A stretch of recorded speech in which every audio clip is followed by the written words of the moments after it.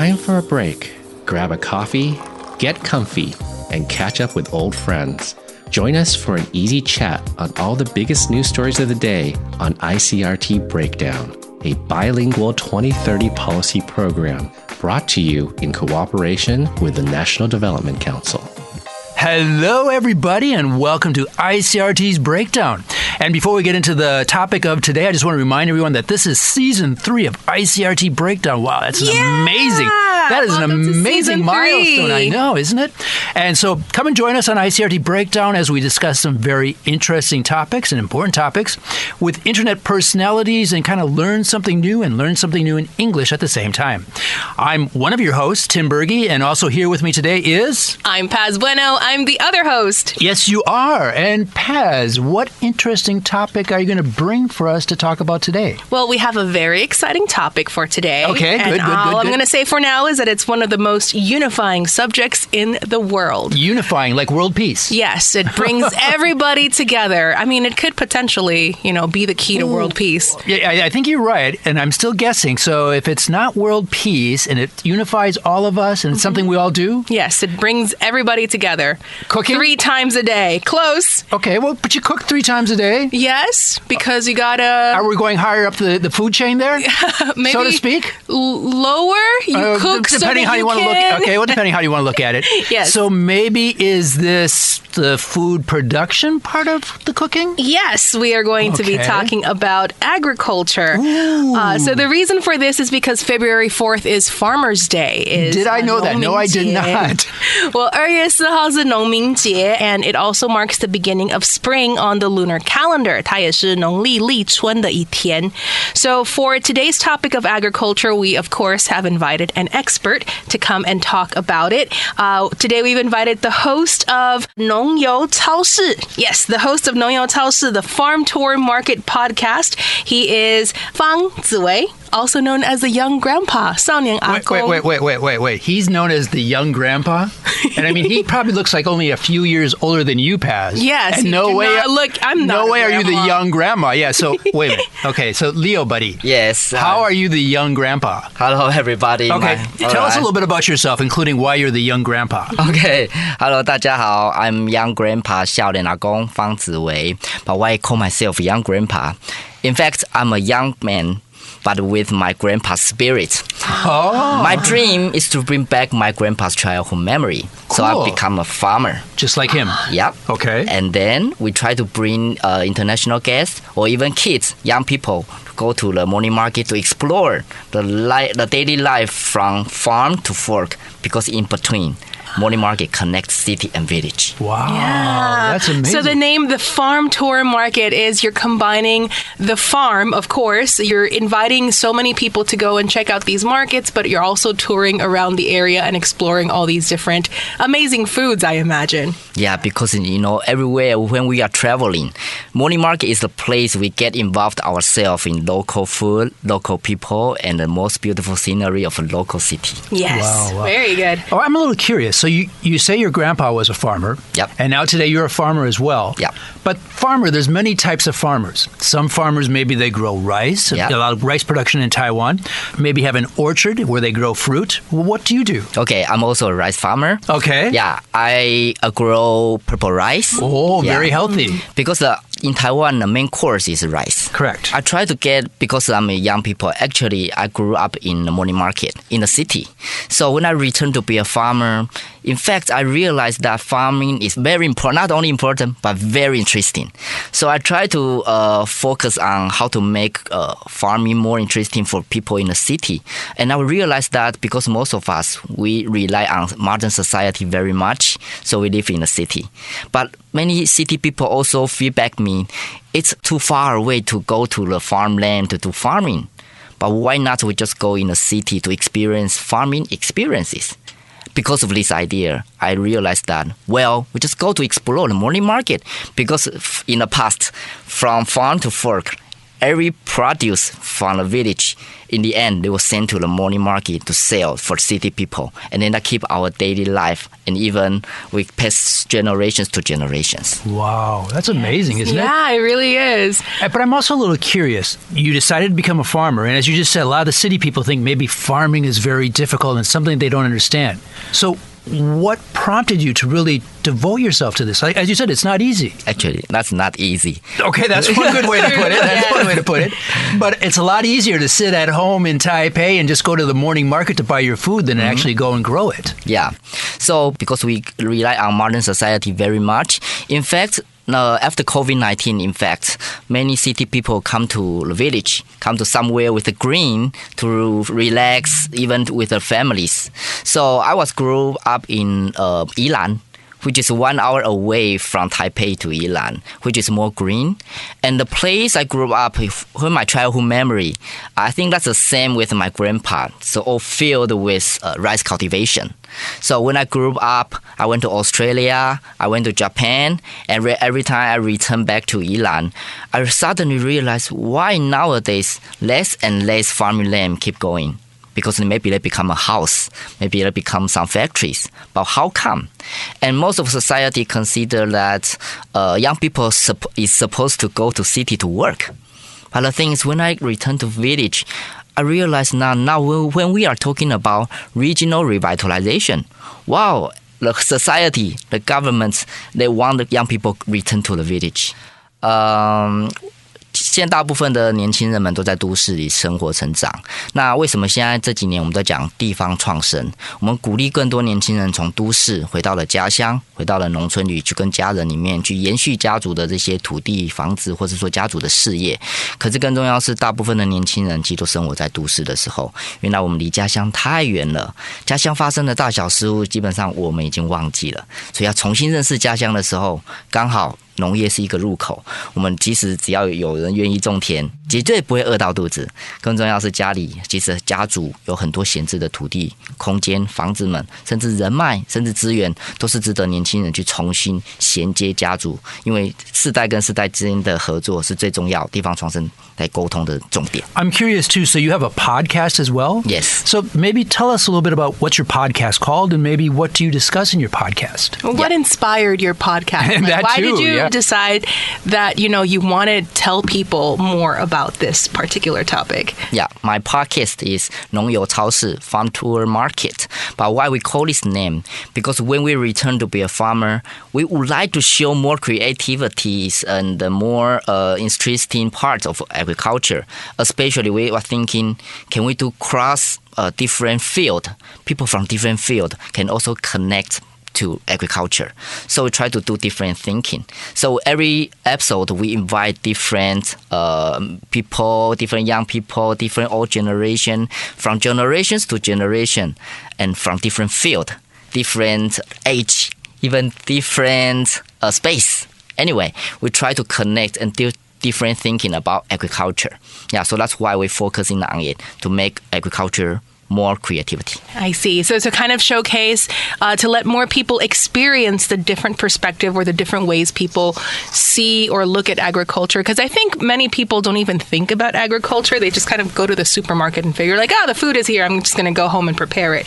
That's me. You got it. But agriculture really is the essence, is the backbone of civilization. Like we came together as communities to form these farming communities, and that's how we built up society. Like without agriculture, really, we are nowhere. I totally agree with Paz. Yeah. I think in the world, most of the countries, they build up fundamental part, which is agriculture. Yes. Taiwan is also part of this. So from agriculture, we are able to become processed food. And then even now we're talking about leisure agriculture, which is leisure farm. Mm-hmm. So people, especially city people, they can get closer to green. Even they can experience farming life, to go to leisure farm to experience with families. All right, so bringing overall a positive experience. 为什么开始了这个 podcast? 其实也是因为返乡回来种田的过程，发现大部分都市的年轻人们都觉得农业离生活很远。那真的很远吗？所以我实际种田过程发现，其实农业是很有趣的。所以但是偏偏在都市的情境是土地比较稀少的，所以要让都市人去踩踏土地去感受农业，反而是相对比较不容易。那不然换个角度，其实所有农作物从农村生产完，最直接都送到都市里，尤其传统市场就是这个地方去贩售的过程。更重要是在都市菜市场里面去做生意的这一些长辈们，过去都是从农村打拼到都市扎根留下来的，所以它也许是一甲子的岁月，甚至是100年老店，我们都可以从农村的生活去探讨时代的演进。更重要，台湾的生长历程就是来自于过去这些传统社会，清朝、日本时代，甚至民国，甚至现在更多元来自世界各国的新住民文化跟我们融合的一种生活方式。Awesome. Sounds really interesting. Yes. So coming back to the topic, we are talking about 农民节 or Farmers Day today, which again is on February 4th. A little bit of history, a little bit of background on it. In 1941, during the first Department of Agriculture and Forestry conference, a decision was made to recognize the backbone of the nation because at the time, over 75% of the population was, of course, farmers. So to honor and encourage them, the day of 立春 or the beginning of spring was designated as Farmers Day. So the tradition, of course, continues. There are many celebrations that are hosted by agricultural associations across Taiwan, and there are many different events that you can find across Taiwan related to agriculture during this period. So today we're going to talk about how the younger generation of farmers in Taiwan and the more well-known agricultural industries and their developments, and we're also going to just understand maybe a little more about the future of agriculture in Taiwan as well. So getting back to that topic that you just mentioned, Paz, maybe we could have Leo maybe tell us a little bit about the significance of 立春 and also 农民节 here in Taiwan. And I also found it interesting that 立春, unlike other things in the calendar here, it's not really based on the 农历. It's actually the 阳历. So I kind of found that interesting. So actually this year, it's on February 4th, which will be the 25th day of the 12th lunar month. So it's going to be on Christmas, so to speak. Oh. 对啊，它是农历12月25日今年的。Wait, so the 25th day of the 12th. No, only this year for 农历. Oh, okay. Because it's actually based on when the sun reaches I wrote this down here, it's like the 315 degrees celestial in the sky. So it's when the sun gets at a certain position in the sky is when 立春 is. So tell us a little bit about the history of this and what this means, the Farmers' Day. Okay, for Farmers' Day, for farmers, of course, that's our day. Yeah, but why is our day? Because usually it reminds me of that when rice farmers, especially before or after Lunar New Year. So after that or before that, that's the day to tell us it's beginning of the year, so we need to do rice planting now. So, and that's begin for the whole year. So farming is based on solar, which is the sun. Sunlight is very important. But it's also interesting that farmers follow the lunar calendar to do growing or even harvesting. But lunar and solar, it's the whole universe, So day and night, it's both important. Especially now when some fruits, even some rice, the moonlight is also important because the crops growing. But the thing is, they need sunlight to produce oxygen. Yeah, so that's why we call feng shui also yin and yang need to be balanced. Sun and the moon also balance the whole universe. And then farmer is follow the nature. So the 4th season, 24 terms, that's why every year we have different produce, even different harvest. Okay, 所以就是说立春农民节它其实就是有混合了，刚刚有提到说就是农历年跟阳历年吗？是西历西方西西元就是阳历。OK， 所以因为对农夫来说就是两者都很重要，所以呢就是这个日期相当于重要，就是因为他们就是告诉了农民说 Hey, get ready, it's time to get busy. This is the beginning of the planting season. You got to start doing some extra hard work right now. So your journey as a young farmer is inspiring. So can you tell us a little bit about your experience? Because you mentioned before that you had also, moved to a more urban place, but then you decided to go back. So tell us about your experience and tell us about the people that you've met along the way as well. Yeah, since I have been to Australia and Japan, because I went there to do field study with farmers over there. there. Wow. Well, with Australia more continent and Japan more island, but Japan is similar to Taiwan, it's an island country. So the way we always consider agriculture is very important. But different country, different geography, different lifestyle, that makes agriculture different. Yeah, and in Australia, I remember that Australian banana, that is very expensive.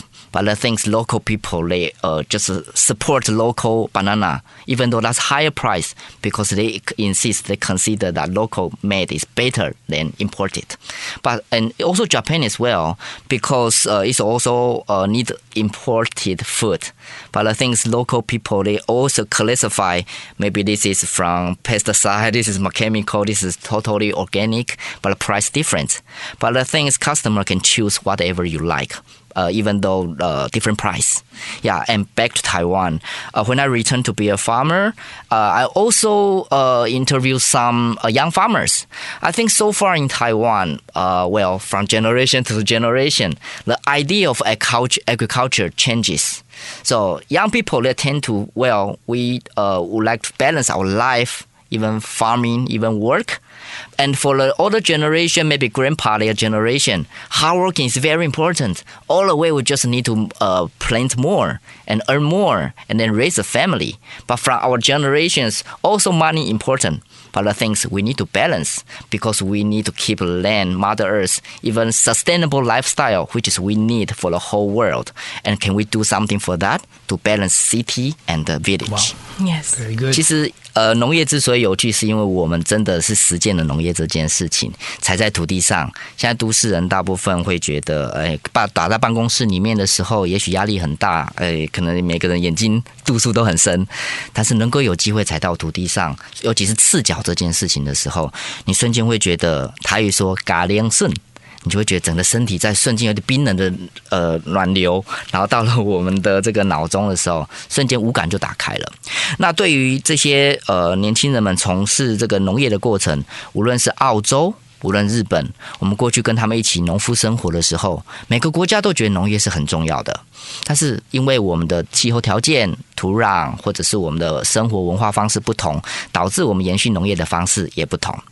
在台湾的农业呢，但我觉得最重要的是跨世代之间对于农业的未来想象不太一样。长辈们很努力的种田，赚更多的钱，为了养一个家。但是到了我们年轻世代，赚钱还是很重要。可是我们更重视的是平衡生活与家庭，甚至现在讲的永续生活。我们如何平衡城市跟乡村之间能够有永续的发展，这也是年轻农夫们花很多心力的。Wow, that's really impressive. Yes. But let's kind of get back to the important things, which are the things we can actually enjoy. And so Taiwan is known for its very diverse agriculture. And I remember, and it's also like the kingdom of fruit. And I remember when I first came to Taiwan, I spent a summer in Taitung.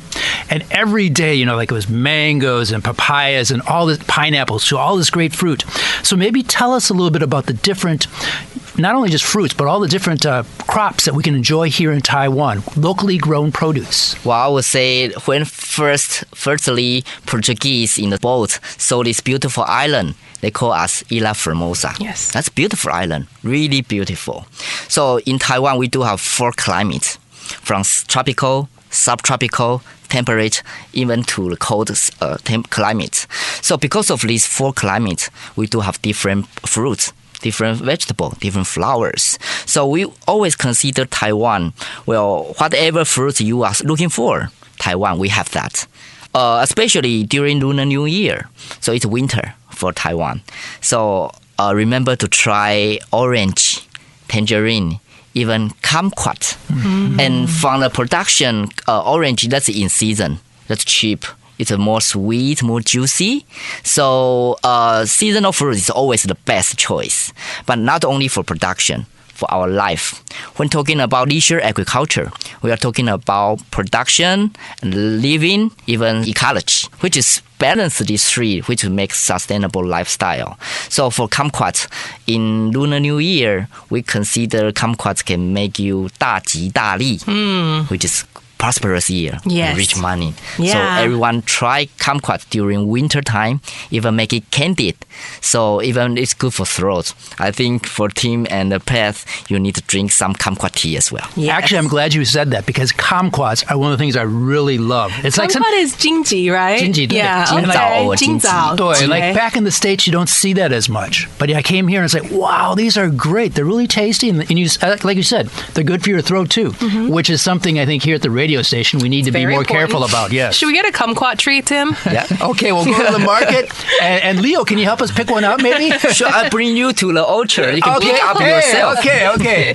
Let's shake our hands on that. Okay, so you also mentioned before that many visitors, they go to the countryside and then they have all of these different kinds of experiences. As you mentioned, that they're touring. It's a leisure kind of experience. So as the Lunar New Year holiday approaches, what are some farm-based recreation spots for families or friends who can go, spend the time over the Lunar New Year? So 过年的时候有哪一些就是可能比较适合家庭或者是朋友去玩的一些农场活动之类的？其实在全台湾各地都有不同的休闲农场或是特色农友的场域认证这个场域，所以这些农场都很适合，不管是北部的，也许到桃园。到宜兰，甚至台北阳明山也有农场哦。那当中部，不管是日月潭啊，或者是说我们在阿里山等等，其实台湾各地的农场都有不同的特色。回到刚刚提到的，其实台湾有4个气候带，所以从南到北，从热带到温带到寒带，甚至都有不同的农作物去提供大家去体验。休闲农场扮演一个很重要的角色，就是让更多都市人可以更亲近、更舒适的走进到自然的环境，享受农业跟田园的生活。更重要的是，休闲农场是能够家族跟农民一起生活，享受他们在农村吃的这些农作物。所以例如说在宜兰呢，我们在这个东山乡这边有个3富休闲农场。3富休闲农场过去种了很多柚子、柚花，它可以让柚花成为了我们的不管是茶叶，或者是说它的果酱，甚至是它可以让大家去采柚子过程里面呢，它其实你就是住在这个柚子园里面，包丰富的生态。那所以在东山的部分，还有像现在可以 cooking class，我们可以到粮食农创园区这边，你可以那边算水的故乡咯。有很多的像香芋也好，还有说这边的素心红茶，甚至是在这里你可以用在地的很有名的叫七叶兰香米，它有一点那个芋头的香气的米，那可以做成不管是像这种花粿，我们讲的puffed rice cake，or 可以用这一些在地的物产做成你的 cooking class。更重要是农村菜，用在地的物产，农夫跟你分享在地食材跟产地之间生活的故事。Yes. Okay. So different kinds of activities really all across Taiwan. There are many farms that people can go and visit and experience. They have various activities like picking fruit or preparing things with them. Like you mentioned pomelos. So people can go pomelo picking, for example, and then use the fruit in tea or in other kinds of food preparations as well. So really having the most organic experience when it comes to like, hey, here's the food. It's growing out of the ground. You take it, you do something with it, and then you eat it in the end. Yeah. So it really is a wonderful experience from beginning to end. And Paz just now, Leo mentioned a very important thing. Yes. And that was cooking classes. Yes. And I'm very excited Paz about that. here I love loves cooking. to cook. Yeah. And she's a very good cook. So maybe, Leo, you can recommend some new cooking ideas for her, and we can be your guinea pigs, Paz, okay?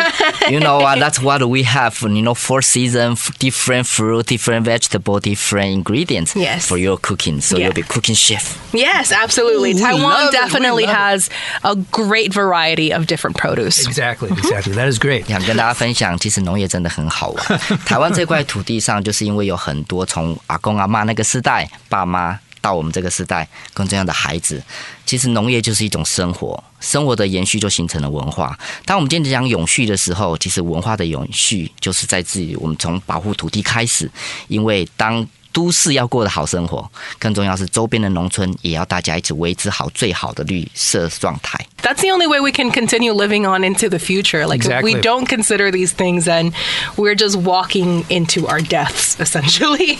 Yes. Okay. Well, on that optimistic note. Thank you so much for sharing your insights on the world of agriculture here in Taiwan. Hey, but before we go running away, there's one more thing we got to talk about, and that's our pet peeve or cat's meow. Like or dislike. Yeah, something you like or dislike in English or recent phrases you've heard or maybe just an expression in English. And let me start. I have something, and I guess it's I don't know if this is a pet peeve or a cat's meow, but it's a very old expression, and it's something which I think is very meaningful and connected to farming. And that's you reap what you sow. Okay. So reap is like what you harvest, yes. And sow are the seeds you plant. And so, like, what you do today is going to be the consequence you receive tomorrow. 这个中文是报应吗？有一点，我查之前它有那个什么一分耕耘一分收获。对，对，种瓜得瓜，对，种稻得稻。Right, but I think this is a very important philosophy in life. You know, you have to remember that what you're doing now is going to influence what happens to you in the future, and that can be good or bad. So if we do good things today, hopefully we'll be able to reap good things tomorrow. Yeah, and make it into actions because we know agriculture is important. Why not just everyone make it into actions to make agriculture more green? Yeah. So you're telling us all to become farmers? Yeah. Yes. Okay. Well, we just keep in mind farming important. So from different parts of your work, so everyone can relate your work to agriculture. Good idea. And I think every single family in the world can trace their family back to agriculture. Of course. Yes. Every family has done agriculture at some point. So Okay, that connects the world. Yes. That's right. Okay, well, Paz, I think now it's your turn to share something with us. So I'm actually a fan of agriculture. My mom works in agriculture in the Dominican Republic. And so since I was young, my mom would always teach me, this is how you grow tomatoes. This is how you grow your own basil. So I grew up sometimes eating our own homegrown herbs and things like that. Wow. So my word that I want to introduce has to do with agriculture, but it's also kind of like a more modern version or a more modern practice or a type of agriculture, which is hydroponics and aquaculture. So those are two things that I'm super interested in. Hydroponics sounds very complicated. 它就是水耕嘛. Yeah. So it's when you grow a seed directly in the growing medium, which tends to be water, and then it grows much faster and much quicker than on traditional soil. And then aquaponics is when you combine hydroponics together with fish farming. Oh, okay. So you have fish tanks that are producing waste, but also nutrients for the plants, yes. who will then filter it and then send that clean water back to the fish. And I think it's a beautiful cycle where you can get both vegetables and delicious fish. But that's the same as farming on land. True. Because you take the night soil, Yes. what the animals, what that comes out the back end, and you put it back into the ground, and that makes the Fertilizer. soil more rich. Right, Yes. it fertilizes it. So now you're doing that with water and Yes. using the fish as a source for the fertilizer. Right, so That's amazing. hydroponics That's amazing. and aquaponics. So Wow. hydro and aqua both mean water. So that has to be a cat's meow. Yes, absolutely. Okay, Cat's meow. good. It's my dream to have an aquaponics farm someday. Okay, well, just for myself. Not at the office, please, okay? I don't know if we have enough room for that. How about Leo? Do you have any suggestions for us? Pet's peeve or cat's meow? Well, as you mentioned about fish and rice or vegetable, in Yilan we do have a duck and the rice. Yeah. So and then we can also both harvest duck. Yes. And why Yilan is famous for smoked duck? Because with too much rain, too much water, but we call ourselves the hometown of water. Wow, okay. Interesting. Okay. Well, I think that's a great conversation we've had here today. Yeah, very insightful. It's good to see that there is so much passion for a subject that maybe for many young people is maybe a little bit foreign, because when you grow up in the city, you live in the city, it really is not something that you think about until it's in front of you. And then when you have a chance to go to one of these farm tours, you can go and see where your food actually comes from. I think it can be a very fulfilling experience and kind of like a cycle, like you're going back all the way to your origin. You know where things come from, so you also know where you come from, And I think it would give you a sense of accomplishment, too. Yeah. Understanding that it may be becoming involved in it, too. So maybe Leo can help us become involved in that, huh? Yes. Yes, Oh. sure. Welcome to farming world. Yes. But before we run away, I think we need to remind everyone to check out Leo's podcast. Yes. And that, of course, is 农游超市 Yes. Farmtour Market. Wow, okay. So we can have more engaging conversations about leisure agriculture and the foods that we enjoy every day and some of the education about that. And Yeah. regional revitalization. Yes. Oh, that too. And food Okay. and agriculture education as well. Yes. So again, let's thank Leo. Thank you so very much. Gracias. Okay, wow. Sí. That's very good. And we want to remind all of our listeners out there that this was another episode of ICRT's Breakdown brought to you by the National Development Council, who also reminds you, let's make Taiwan a more bilingual, English-friendly place. And Thank you. greener. And greener too, and more sustainable. Yes. Breaking the ice, breaking the mold, breaking down the news. You've been listening to ICRT Breakdown, a bilingual 2030 policy program brought to you in association with the National Development Council.